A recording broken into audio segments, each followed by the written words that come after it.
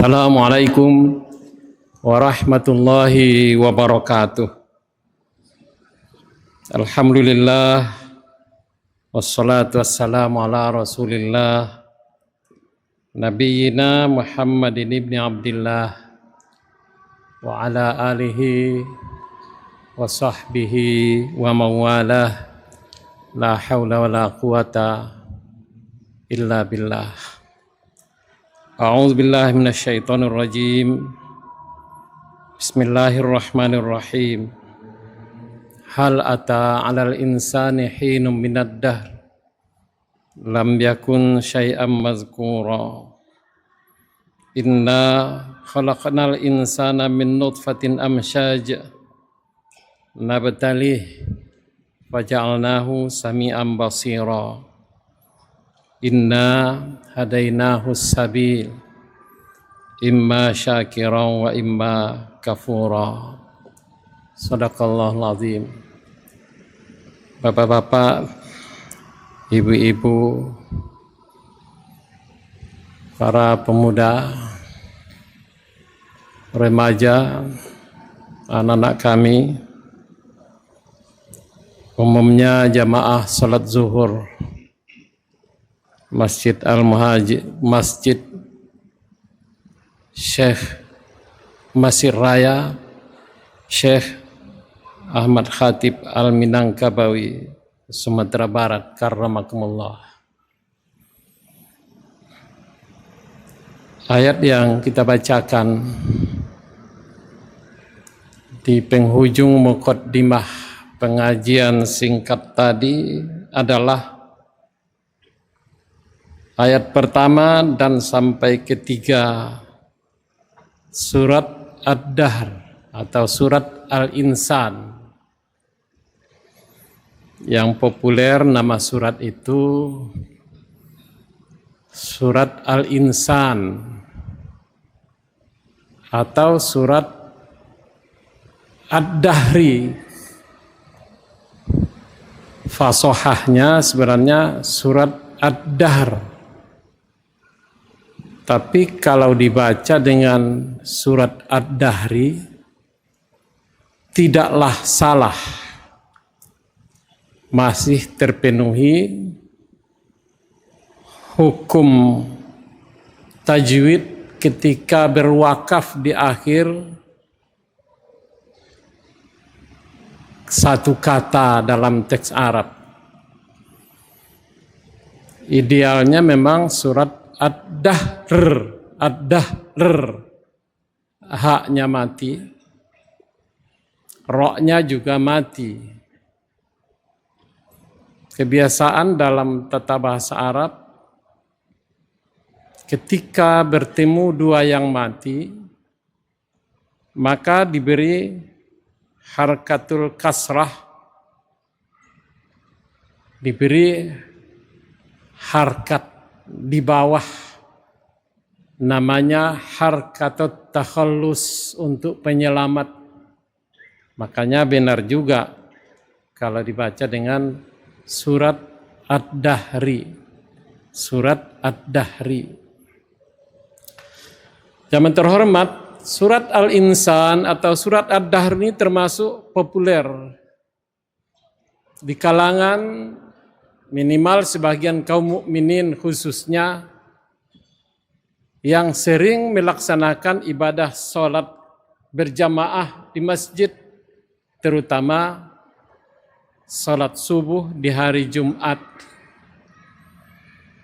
Karena sebahagian di antara kaum mukminin imam membiasakan membaca ini pada hari Jumat ketika sholat subuh.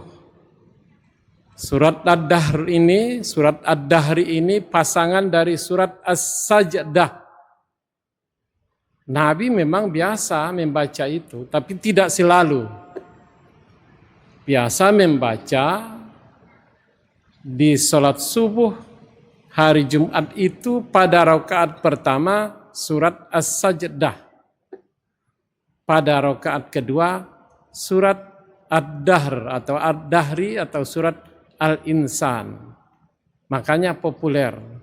Sekali lagi, Nabi tidak selalu, tapi kadang membacanya, sehingga tidak pula perlu dijadikan ini sebagai salah satu persyaratan menjadi imam sholat. Saya termasuk salah satu anggota grup Garin Kota Padang. Saya tanya muazin kita tadi belum ikut ke grup Garin itu. Di situ dapat informasi ada sebagian masjid menjadikan persyaratan hafal surat As-Sajdah dan surat Ad-Dahr sebagai supaya bisa menjadi imam. Sebenarnya tidak mesti, tapi sebaiknya bisa. Ya, jamaah terhormat, surat Ad-Dahr atau surat Al-Insan diawali dengan pertanyaan. Hal ata alal insan hinum minad dahri lam yakun syai'an mazkura. Memang kita tidak merasakan, apalagi dibaca oleh seorang qari. Sekali lagi muazin kita ini kemarin itu juara 1 qiraat dalam musabaqah ke-41 di Bukit Tinggi. Beliau membaca, tidak kita rasakan. Hal ata alal insani hinum minad dahri lam yakun syai'an mazkura. Hal itu sebenarnya pertanyaan. Idealnya dibaca kalau dalam bahasa bebas, hal ata alal insan hinum minad dahri lam yakun syai'an mazkura. Sudah datangkah waktunya kepada seseorang itu? Ada satu peristiwa yang lam yakun syai'an mazkura, yang tidak pernah diduga-duga sebelumnya. Tidak pernah disebut, dipikirkan pun tidak pernah. Maka dalam tata bahasa Arab, ketika ada hal sebagai adatul istifham, ada a sebagai huruf istifham, maka jawabannya kemungkinan hanya antara 2. Naam au la. Naam atau la. Hal ata alal insan? Naam. Hal ata alal insan? La. Itu sudah 100. Tapi apakah itu yang dimaksud oleh ayat ini? Sehingga selesai persoalannya setelah wakaf kita baca dengan naam atau la. Tidak demikian. Kalaupun kaedah bahasa Arab mengatakan itu, tapi ada lagi di atas kaedah itu. Itu yang sastra balaghah mengatakan bahwa istifham ini bukanlah untuk dijawab. Tapi istifham di sini adalah al-istifhamut takriri, mengatakan kepastian. Hal ata alal insan hinum minad dahri lam yakun syai'an mazkura. Diterjemahkan dengan begini, akan ada suatu peristiwa atau pasti akan ada satu peristiwa datang kepada seseorang itu, kepada manusia itu, kepada saya, kepada bapak ibu, semuanya. Suatu peristiwa lam yakun syai'an mazkura, yang enggak pernah disebut-sebut sebelumnya, enggak pernah terpikirkan sebelumnya. Coba masing-masing kita, tergantung umur kita berapa. Sudah berapa kalikah kita merasakan itu? Kalau sudah kita katakan, ndak ambo duga-duga, ambo kan dape iko doha. Berarti lam yakun syai'an mazkura. Ada kalanya yang baik, yang menyenangkan kita secara lahiriah. Dan ada kalanya yang tidak menyenangkan kita secara lahiriah. Kita diangkat jadi ini, jadi itu, macam-macam. Yang nggak pernah terbayangkan. Saya orangnya miskin, saya orangnya orang kampung, saya orangnya tidak diduga-duga dapat ini. Lam yakun syai'an mazkura.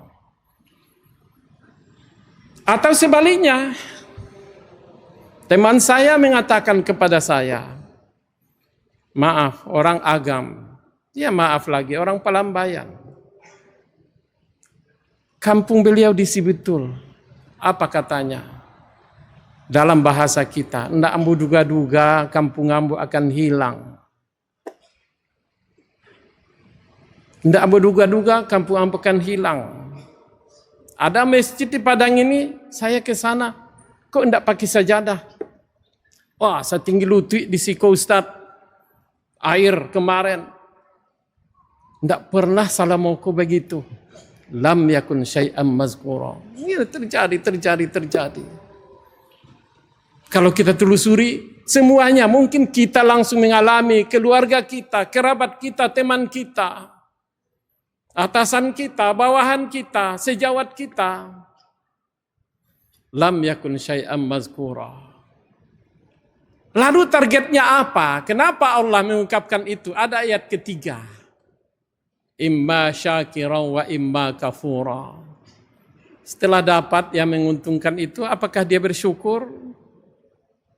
Atau dia kufur?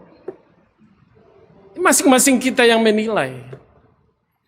Coba betapa nikmat diberikan Allah kepada kita. Termasuk kepada daerah-daerah yang kena itu. Yang lahiriahnya kita tidak sukai. Ketika kita hubungkan dengan pernyataan Allah bahwa Allah la in syakartum la azidannakum wa la in kafartum inna azabi lasyadid. Kalau kamu bersyukur saya tambah. Tapi kalau kamu kufur saya beri azab. Sulit kita menduga, apakah ini masih musibah atau azab? Kalau ternyata kita sudah dapat nikmat dari Allah, tidak mensyukurinya, ya.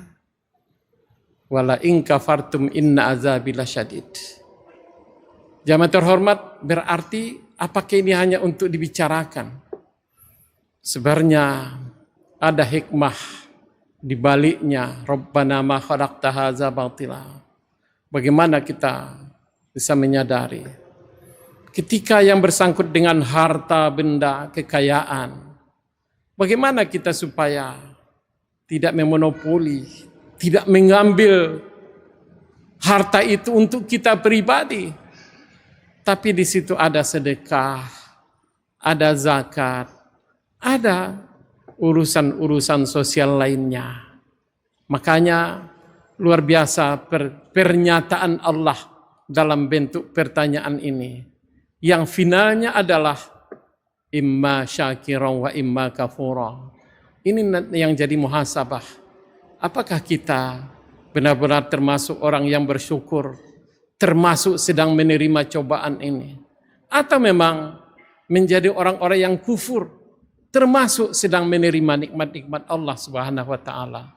Perlu ini kita renungkan. Subhanakallahumma bihamdik asyhadu an la ilaha illa anta astaghfiruka wa atubu ilaik. Tanya maaf. Assalamualaikum warahmatullahi wabarakatuh.